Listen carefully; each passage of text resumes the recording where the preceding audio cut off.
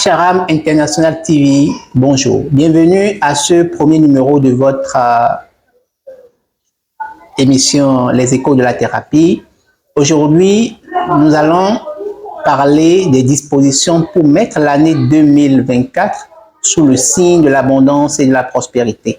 Et je suis avec Maurice qui va nous donner plus d'orientation, plus de précisions sur les dispositions et comment cela va se passer. Maurice Awindi, bonjour. Oui, bonjour Monsieur Mario, comment tu vas? Ben, je vais divinement bien. C'est vrai qu'on était tous ensemble à la veillée qui faisait la transition entre 2023 et 2024. Exactement. Mais c'est quand même maintenant qu'on se retrouve après, disons, les 2 derniers jours de l'année passée ensemble. Et je profite de l'occasion pour dire que ce que nous avons choisi ensemble, que la vie t'accompagne, a de fortes inspirations et a de bonnes actions, ce que nous appelons des actions efficaces, pour pouvoir donc accomplir. Eh bien, merci. Et dans la même logique, je dis alors à tous nos téléspectateurs, à tous nos sympathisants que, en fait, si j'ai un vœu à leur souhaiter, c'est justement que chacun travaille à son éveil spirituel.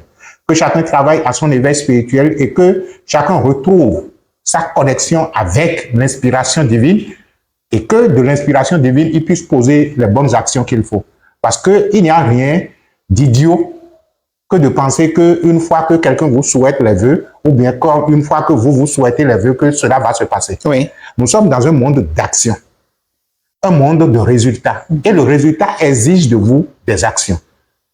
Alors, pour y arriver, il faudrait alors que vous ayez de bonnes inspirations et que l'inspiration soit exploitée en termes d'action pour donner les résultats qu'il faut. Donc, si j'ai quelque chose à vous souhaiter, c'est la connexion divine, la connexion à votre source naturelle d'inspiration et après l'inspiration, que soyez des hommes d'action, soyez des femmes d'action. C'est-à-dire que dans ce monde physique, une fois que vous avez l'inspiration à faire quelque chose, faites-le et c'est ça qui vous donne les résultats. En ce sens, vous allez alors vivre une belle et heureuse année. Voilà. Alors, déjà, je me rappelle, dans la veillée de fin d'année 2023, nous avons parlé donc des dispositions pour, nous avons fait des pratiques, je dirais, avec le sceau de l'abondance, tout ça. Et aujourd'hui, vous nous annoncez des dispositions qui permettra de mettre l'année 2024 sous le signe de l'abondance et de la prospérité.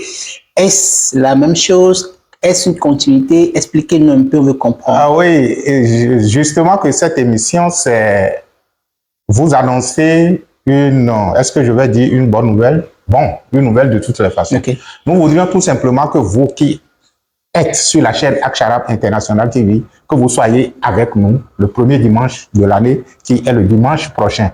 Ça doit faire quelle date? Le 6 ou bien le 7? Le 7, hein? Oui, le dimanche 7. À partir donc de 7h GMT, on sera ensemble et on va faire la célébration de la vie ensemble. Je reviens à ta question pour dire en fait que c'est vrai que à la veillée de 2023, la veille de fin d'année 2023 qui donnait la main à la nouvelle année 2024, nous avons travaillé sur ce que nous appelons le sceau de l'abondance. Le sceau de l'abondance, c'est dans le livre La géométrie du sang du maître Elmansio Gosson. Et sur ce sceau, nous avons suffisamment travaillé. On a travaillé essentiellement sur 2 sceaux. Le sceau qui dit « toute chose naît de sa lumière » et le sceau qui est le sceau de l'abondance, le sceau du débordement divin. Et les différentes pratiques que nous avons faites au cours de cette veillée nous positionnent donc dans une fréquence où les choses ne peuvent accomplir que le principe énoncé par le sceau. Le premier sceau dit, sur lequel nous avons travaillé, dit « toute chose naît de sa lumière ». Et à partir donc de ce sceau, nous avons dit, du point de vue potentiel, puisque 2024 n'a pas encore commencé, nous sommes alors immergés à la source de lumière de 2024. De telle sorte que les événements qui vont se produire en 2024 comme étant une année doivent naître donc de cette source. Le deuxième sceau sur lequel nous avons travaillé, c'est justement le sceau de l'abondance et de la prospérité de l'année. Et c'est dans la même logique que nous vous convions maintenant à la célébration de la vie pour pouvoir, disons, de façon pratique maintenant, dans le monde de l'existence, agir. Parce que il y a une chose qui est stupide au niveau des Africains, c'est quand je m'enferme dans ma chambre et je dis que j'ai prié Dieu et que je m'empêche de sortir pour poser des actions. C'est-à-dire, sur le plan pratique, je veux des résultats. Mais je ne pose aucune action du point de vue pratique pour avoir les résultats qu'il faut. Pour apporter l'équilibre extérieur. Avant même, après même l'équilibre extérieur. Okay. Donc, l'une des actions qu'il faudra poser, c'est justement de commencer par donner. Il y a une loi qui dit, on ne vous donne que ce que vous avez. Et en extension, je vous dirai, on ne vous donne que ce que vous donnez. Vous ne recevrez de la vie que ce que vous donnez. Donc, dans la logique de faire de cette année ou de contribuer à l'activation du sceau de la prospérité sur lequel nous avions travaillé au cours de la veillée, nous allons organiser une célébration le dimanche prochain. Le dimanche 6 ou 7, ça fait 7, 7 exactement. Le dimanche 7 janvier 2024. Oui. Ce sera donc une célébration que nous allons faire en direct sur la chaîne pour permettre à ceux qui ne sont pas physiquement présents de pouvoir donc jouir de l'événement. Il s'agira de quoi? Donc déjà, ça aura lieu ici sur la chaîne. Oui, ici sur cette chaîne-là, la chaîne Acharab International TV, justement, oui. Le dimanche, à quelle heure déjà? Le dimanche à 7h GMT. 7h GMT. Ça fait 8 heures de Cotonou. Alors, donc, je crois que vous allez prendre le programme pour ne pas rater l'opportunité. Alors, quels sont un peu ce qui est prévu? Non, ce qui est prévu fondamentalement, c'est que nous allons célébrer la vie comme nous avons l'habitude de le faire, la messe de la vie, la réca, la célébration de la vie. Cela consiste donc pour ceux qui ne sont pas habitués à cette célébration de travailler avec la vie parce que lorsque votre attention se porte sur quelque chose, vous multipliez la chose dans votre existence. Donc, nous allons davantage accorder notre attention à la vie. Nous allons travailler avec les 4 éléments qui représentent la vie dans le monde de l'existence pour pouvoir donc activer et retrouver l'équilibre de ces 4 éléments. Et la spécificité, justement, ce sera de mettre en application la loi 2. On ne donne qu'à celui qui donne. On ne vous donne que ce que vous avez. Et là, nous allons organiser, est-ce que je vais dire cérémonie? Ou bien un petit rituel spécifique qui consistera pour les gens donc d'amener ce qu'ils veulent partager avec les gens. Ça peut être des fruits, ça peut être de l'argent, ça peut être quelque chose, mais de toutes les façons, votre intention doit être de vouloir partager cette chose-là. Et lorsque vous avez cette intention de vouloir partager, vous apportez ce que vous voulez partager. Et sur ça, nous allons faire donc je ne veux pas dire des rituels, des consécrations spécifiques pour en fait immerger ce que vous avez amené dans le flux de l'abondance de la vie. Et lorsque vous faites sortir cela du flux de l'abondance de la vie, vous partagez. Cela veut dire que vous avez apporté quelque chose à la vie que vous avez mis à la disposition de la vie à travers les différentes personnes à qui vous allez donner. Et ça crée en vous un sentiment d'avoir quelque chose. Lorsque vous prenez quelque chose de vous, que vous consacrez à la vie et que vous distribuez, ça vous donne quel sentiment? Le sentiment d'avoir quelque chose. Et là, vous êtes en train de mettre en application comme ça la loi selon Jésus qui dit à celui qui a, on donne davantage. Alors, à celui qui n'en a pas, on va lui retirer le peu même qu'il pense avoir. Est-ce que déjà là, on ne rejoint pas le principe ce qui est satisfait, ce qui est satisfait? Parfaitement. Okay. Énoncé par le maître Elman Gonson qui dit ce qui est satisfait, satisfait ce qui est satisfait. En fait, il y a une seule chose qui se déroule dans la vie. Vous n'aurez jamais rien si vous êtes toujours dans la position du demandeur. On ne donne pas à celui qui demande. C'est bizarre. Et pourtant, c'est ça. Vous n'avez pas compris pourquoi lui, il disait à celui qui a, on donne davantage. À celui qui n'en a pas, on va lui retirer le peu même qu'il pense avoir. Cela voudra donc dire que à partir du moment où vous ne prenez pas conscience de votre richesse intérieure, vous n'aurez absolument rien. Prendre conscience de sa richesse intérieure, c'est aussi de faire la démonstration sur le plan pratique. C'est-à-dire que je prends conscience que j'en ai et par la force de ce que j'ai, je puisse donc donner. C'est ce qui fait que ceux qui donnent en auront toujours encore et encore. Mais ceux qui ne sont que des demandeurs, ceux qui ne sont que des quémandeurs qui quémandent, ils resteront toujours dans la position de donnez-moi un peu, donnez-moi et donnez-moi un peu. Donc, pour mettre l'année sous le sceau de l'abondance, sous le sceau de la prospérité divine, l'une des actions à poser, l'un des états d'esprit à adopter, c'est justement commencer par adopter l'état d'esprit de celui qui en a. À force de le faire, je vais vous expliquer comment le processus marche. Oui. Ça peut-être pourrait vous permettre donc de ne pas trop faire chose là. Vous avez notre esprit mental est très facile à jouer parce que de toutes les façons, il fait partie du dispositif, bien sûr, de notre psychologie. Qu'est-ce qui se passe? Lorsque vous commencez par vous efforcer, au départ peut-être ce sera donc s'efforcer, oui, mais progressivement ça deviendra une habitude. À donner quelque chose, votre esprit mental commence par comprendre, mais le gars, apparemment, il n'en a pas. Mais voilà qu'il donne. Mais ne donne que celui qui a. Donc, il est en train de prendre progressivement que, même si, du point de vue apparent, disons apparent, il n'en a pas, au plus profond de lui, il prend conscience qu'il en a.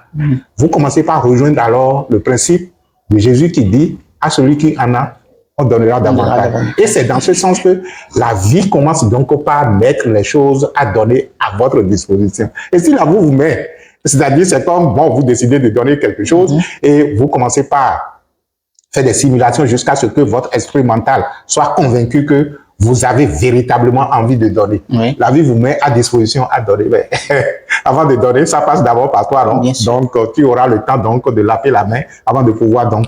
En fait, nous allons travailler sur de différentes, disons, de différents objets, de l'argent, des fruits, de ci ou de ça que vous décidez donc de donner et vous allez naturellement. Mais ne pensez pas que, bon, une fois que vous amenez les choses et qu'on les consacre, vous allez vous enfermer dans votre chambre pour dire, bon, ils me l'ont déjà consacré. C'est destiné à distribuer, destiné à partager. Vous pouvez décider de où et à qui donner. Nous, ça ne fait pas notre problème. Ce que nous vous conseillons justement, c'est d'apporter ce que vous avez à donner, sur lequel nous allons travailler avec vous afin que cela soit distribué. Alors déjà, quelques préoccupations que certaines personnes peuvent se poser. Bon, je suis dans un environnement où les autres ne sont pas toujours... Donner les choses aux autres n'est pas toujours facile d'accès. Est-ce que je peux donner ça à ma famille? À votre famille, oui, c'est déjà votre environnement. La famille, c'est déjà votre environnement. La famille, c'est déjà votre environnement. Maintenant, si vous êtes dans un environnement où vous, de toutes les façons, il y a toujours quelque chose à donner. Hein. Personne ne refuse, par exemple, l'argent. Et je ne sais pas, ceux qui sont dans des pays relativement sérieux où ils ne trouveront personne à qui donner, vous pouvez toujours, ou disons, choisir des organisations, ou disons, à but non lucratif à qui vous donnez. Vous pouvez choisir des causes humanitaires à qui vous donnez. De toute façon, ça ne manque pas. Même UNICEF est prêt pour recevoir. Hein. C'est vrai. Alors, ceux qui seront en présentiel doivent amener quoi? En présentiel, bon, vous amenez comme à distance ce que vous voulez partager. Ça peut être des choses que vous désirez partager, séance tenante avec les participants. Si c'est en présentiel, ça pourrait être du fruit, ça pourrait être ça pourrait être de l'argent, ça pourrait être peut-être des amis que vous estimez que quand vous allez quitter ici, vous allez donner ça à un orphelinat. Quoi que ce soit que vous désirez partager, vous l'apportez et nous allons travailler avec vous là-dessus. Ok, super. Alors, dites-nous, qu'est-ce qui, cette disposition, cette pratique qui sera faite, est-ce que c'est exclusivement aux personnes qui ont suivi la veillée, mais comment? Non, pas du tout. Mais les personnes qui ont suivi la veillée, nous leur recommandons donc de leur associer à cette pratique pour pouvoir, sur le plan pratique, sur le plan expérientiel, déclencher, disons, une action qui, en fait, va dans la logique de la veillée. Maintenant, que vous ayez suivi la veillée ou pas, vous pouvez toujours, disons, vous exercer à cette pratique, consacrer ce que vous avez à donner à la vie, ce que vous avez à donner aux tierces personnes, ce que vous avez à donner à votre famille, à votre environnement. Vous pouvez toujours les consacrer et les remettre aux personnes qu'il faut. Alors, si je suppose que je n'ai pas participé à la veillée, est-ce que je peux me dire que, bon, vu que au cours de la veillée, il y a eu déjà un nombre de travaux qui a été fait et que je n'ai pas participé à ça, c'est pas évident en participant à ceci, je peux quand même me mettre vraiment dans le courant de la chose. Pas du tout, parce que la veillée était donc faite sous inscription. Les gens avaient participé à la veillée en moyennant une participation. Mais ceci est libre et gratuit. Vous venez aussi bien en présentiel qu'à distance. Il suffit tout simplement d'être connecté à la chaîne Aksharam International TV et vous allez vivre l'événement avec nous. Ce sera un truc qui va durer environ 1h30, 2h parce que c'est tout un processus. Nous allons faire la messe comme cela se fait, la célébration de la vie comme cela se fait et réserver donc un temps pour la consécration des objets et des choses à partager. Alors, est-ce qu'on pourra dire que de toute façon, chacun prie d'une manière ou d'une autre chez lui. Oui. Que ce moment, ce dimanche, sera peut-être un instant où la personne, en faisant ce geste, pourra consacrer les demandes qu'il a fait au courant de l'année pour l'année 2024. C'est une façon de dire, j'ai prié, maintenant je suis dans l'action. Je suis dans l'action. Je suis dans l'action. Et l'action, c'est, je prends conscience, ô Père, que j'en ai. À partir du moment où je prends conscience que j'en ai, je décide donc de donner. Au fait, le mode opératoire de ce rituel, le mode opératoire de ce travail que nous voulons faire, c'est justement amener chaque personne à prendre conscience qu'il dispose suffisamment de ressources à l'intérieur d'elle-même, que le seul fait de commencer par donner justifie que j'en ai. Donc, à travers ce que vous allez apporter, la méditation consistera donc à vous plonger dans l'espace de l'abondance, l'espace de prospérité, oui, de la vie, de Dieu, le Père, et que ce qui est apporté soit multiplié. Et la multiplication est le symbole de je donne, je donne, je donne, okay, je donne, je donne. Ou du moins, le fait de donner est le signe de la multiplication de ce que vous avez. D'accord, d'accord. Alors, une fois que nous sommes déjà au thème de cette communication, qu'est-ce que vous pourrez nous ajouter? Non, ce que nous avons à ajouter, c'est tout simplement de dire à nos téléspectateurs que nous avons passé de très bons moments ensemble au cours de l'année 2023. Et nous sommes en train d'entamer 2024. 2024 que, pour ceux qui ont participé à la veillée, nous avons défini comme étant l'ensemble des événements qui vont se dérouler au cours de cet espace-temps référencé. Sinon, quand je vous dis 2023 maintenant, la seule chose que vous pourriez garder, ce n'est pas les mois, ce n'est pas les jours, c'est d'abord les événements. Les événements que vous avez vécus, les expériences que vous avez faites. Maintenant, à ces expériences, vous pouvez associer un mois ou un jour. Donc, c'est d'abord le déroulement et la succession des événements que vous vivez qui déterminent l'année que vous passez. Donc, s'il en est ainsi, 2024 pour moi commence à partir de les événements que je vis, les événements qui se déroulent dans ma vie. Et lorsque je sais que je suis le créateur des expériences que je fais, je suis le créateur des événements qui m'affectent, je comprends alors que, à l'arrière-plan, je suis la conscience créatrice qui crée 2024. Lorsque je suis suffisamment responsable à ce point, je ne vais plus alors indexer X ou Y d'être à l'origine de mes malheurs ou de mes bonheurs. Je crée mes malheurs, je crée mon bonheur en fonction de mon état d'esprit. Par conséquent, l'état d'esprit que nous vous demandons de cultiver maintenant à partir de ce travail que nous allons faire le dimanche, c'est l'état d'esprit de celui qui en a.